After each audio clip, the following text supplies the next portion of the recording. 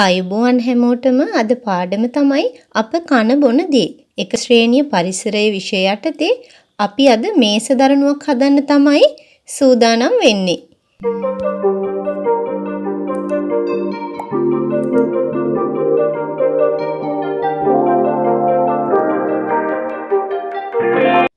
නිපුණතාව විවිධ මාධ්‍ය යොදා ගනිමින් ආහාර හා සම්බන්ධ නිර්මාණවල යෙදී. ඉගෙනුම් ඵල ප්‍රියජනක ලෙස ආහාර පිළිගැන්වීම සඳහා සුදුසු නිර්මාණ කරයි. ඒ යටතේ තමයි දුවේ පුතේ අපි අද නිර්මාණය කරන්න සූදානම් වෙන්නේ මේස දරණුවක්. මුලින්ම අපි බලමු මේස දරණුවක් හදාගන්න අවශ්‍ය දේවල් මොනවද කියලා. අපිට ඕනේ වූල් නූල් හරි කැරලි නූල් හරි. ඒ වගේම ඉදි කටුවක් ඕනේ වෙනවා. ඉදි කටුවක් භාවිතා කරනකොට ඊටාම පරිස්සමෙන් කරන්න ඕනේ.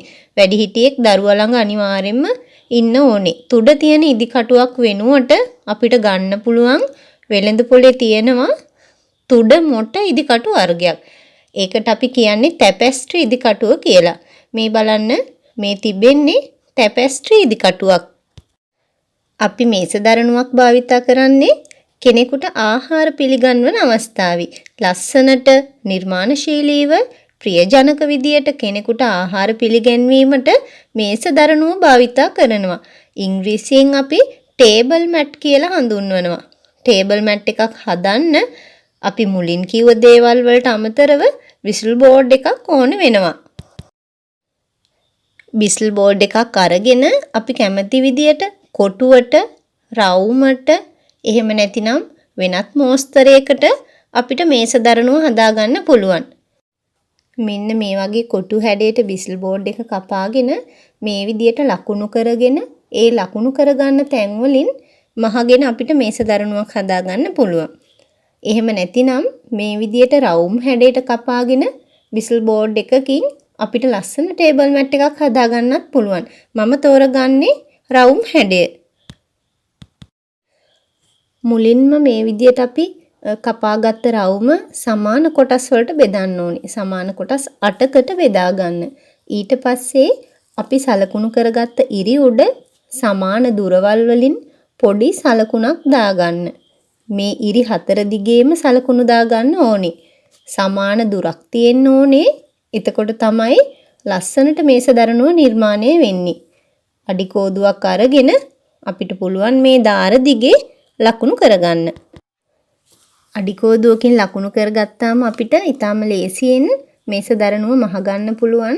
බලන්න මම අඟල් භාගෙ ගානේ තමයි අරගෙන තියෙන්නේ. ඔයාලට ඕනේ නම් අඟලක් වගේ දුරකින් උනත් ලකුණු කරගන්න පුළුවන්. ටිකක් ළඟින් ලකුණු කරගත්තාම මේක ගොඩක් ලස්සනට අපේ නිර්මාණය එනවා. මේ බලන්නකො මම ලකුණු කරන විදිය. මේ විදියට ඔයාලටත් පුළුවන් දාර දිගේ ලකුණු කරගන්න. ඔන්න අපි දැන් රවුම ලකුණු කරගෙන ඉවරයි. ඊට පස්සේ අපි අර ලකුණු කරගත්ත තැන් සිදුරු කරගන්න ඕනේ. දුවලා පුතාලට වැඩිහිටියෙක් මේ විදියට සිදුරු කරලා දෙන්න ඕනේ. එයාලට තනියම මේ වැඩේ කරන්න අමාරුයි. දෙමව්පියන්ගේ සහයෝගය අනිවාර්යයෙන්ම මේකට ලබා දෙන්න. ඒ වගේම තමයි හොඳට මතක තියාගන්න මේ වැඩේ කරනකොට දෙමව්පිය අනිවාර්යයෙන්ම ළඟ ඉන්න ඕනේ. අපිට පුළුවන් අපි භාවිතා කරන ටැපෙස්ට්‍රි ඉදිකටුවම මේ සඳහා යොදා ගන්න. මේ හැම සලකුණක්ම මේ විදියට සිදුරු කරගන්න ඕනේ.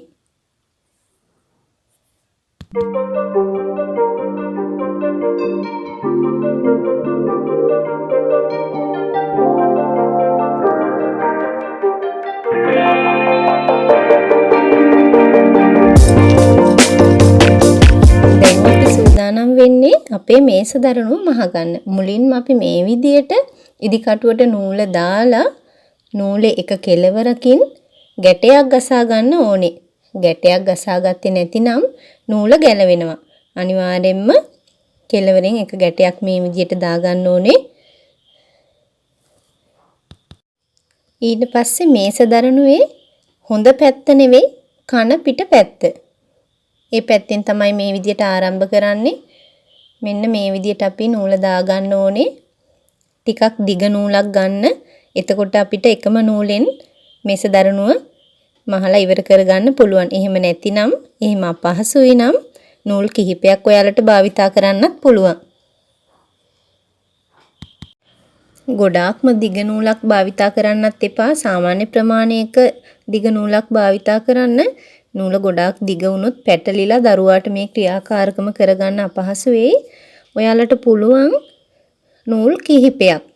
ඒ කියන්නේ පාට නූල් වලින් මේ ක්‍රියාකාරකම කරන්නත් පුළුවන්. එතකොට ලස්සන මේස දරනුවක් අපිට නිර්මාණය කරගන්න පුළුවන්. මම දැනට එකම නූලකින් මේ ක්‍රියාකාරකම කරලා පෙන්වනවා. ඊට පස්සේ මම ඔයාලට පෙන්වන්නම් නූල් කිහිපයකින් නිර්මාණය කරපු මේස දරනුවක්. මේ සඳහා අපි භාවිතා කරන්නේ නූල් දිවවීම කියන මෙහුම් ක්‍රමය. මේ බලන්න ඉදිකට්ට තියෙන පැත්තෙන් තමයි සිදුරට අපි ඉදිකටුව ඇතුල් කරන්නේ. මේ බලන්නකෝ. මෙන්න දැන් ඉදිකටුව තිබෙන්නේ නිර්මාණය හොඳ පැත්තේ. එතකොට අපි ඒ පැත්තේ සිදුරෙන් තමයි ඉදිකටුව මේ විදියට දාන්නේ. හොඳට බලා ගන්න.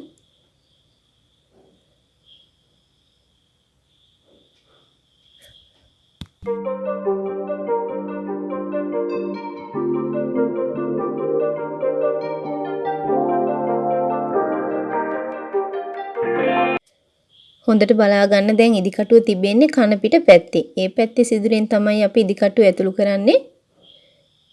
මෙන්න බලා ගන්න නැවත සැරයක් නිර්මාණයේ හොඳ පැත්තට ඉදිකටුව ආවා. එතකොට ඒ පැත්තෙන් තමයි අපි ඉදිකටුව ඇතුළු කරන්නේ.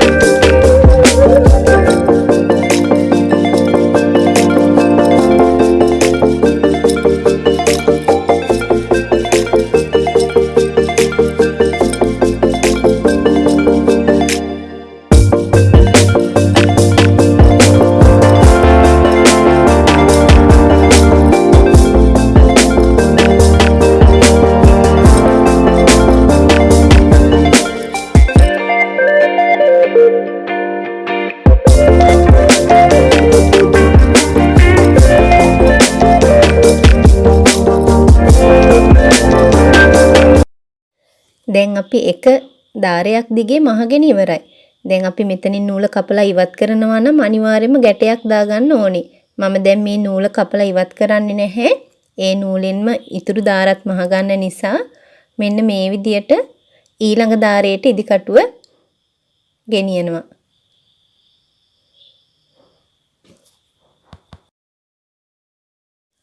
මේ විදියට අපි හැම දාරයක් දිගේම ලස්සනට මහගන්න ඕනේ.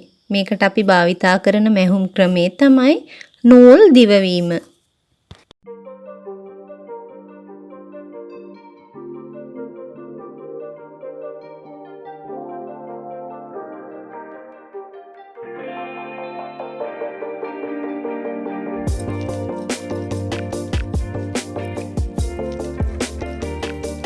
ඔන්න දැන් අපේ මේස දරනුවේ අවසාන කොටස තමයි අපි මේ විදියට මහගන්නේ.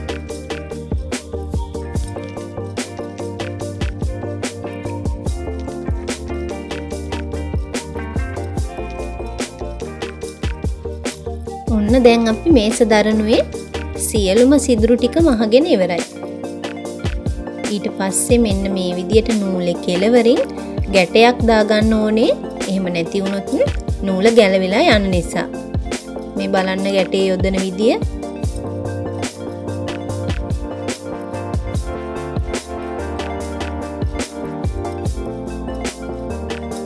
එක ගැටයක් හෝ ගැට දෙකක් හෝ යොදා ගන්න. එතකොට මේක තදට හිටිනවා.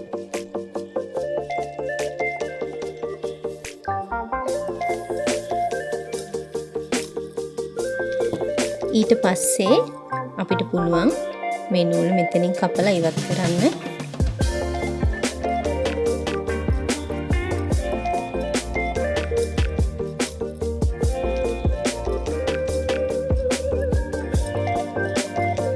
මේ බලන්න මේ තියෙන්නේ අපි මහගත්ත ලස්සන මේස දරනුව.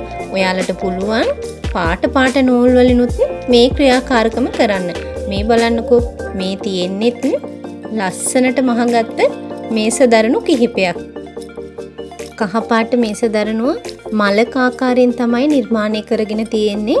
හරිම ලස්සනට මේ නිර්මාණය කරලා තියෙනවා. ඔයාලටත් පුළුවන් ඔයාලා ආස විදියට, ඔයාලා කැමති විදියට විවිධාකාරයට මේ මේස දරනු නිර්මාණය කරන්න.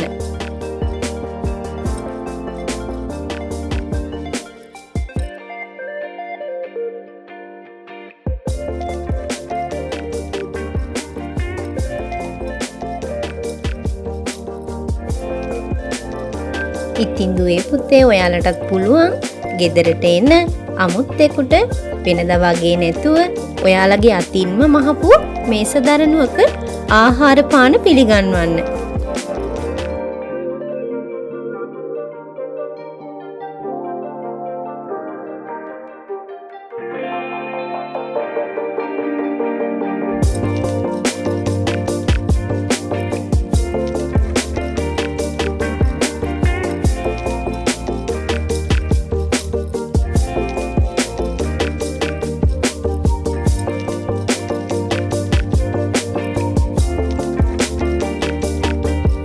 ඉතින් දුවේ පුතේ ඔයාලත් ඔයාලගේ අතින්ම මේස දරනුවක් නිර්මාණය කරලා අමුත්තන්ට සංග්‍රහ කරන වෙලාවට භාවිතා කරන්න. ඔයාලට මේ වීඩියෝ වැදගත් වුණා නම් ලයික් කරන්න, ෂෙයා කරන්න, ඒ වගේම channel එක subscribe කරන්නත් අමතක කරන්න එපා. මේ වීඩියෝ යාළුවන්ටත් බලන්න අනිවාර්යයෙන්ම ෂෙයා කරන්න ඕනේ. එහෙමනම් අපි තවත් මේ වගේ ලස්සන පාඩමකින් හමු වෙමු. ඔයාලා හැමෝටම සුබ දවසක්.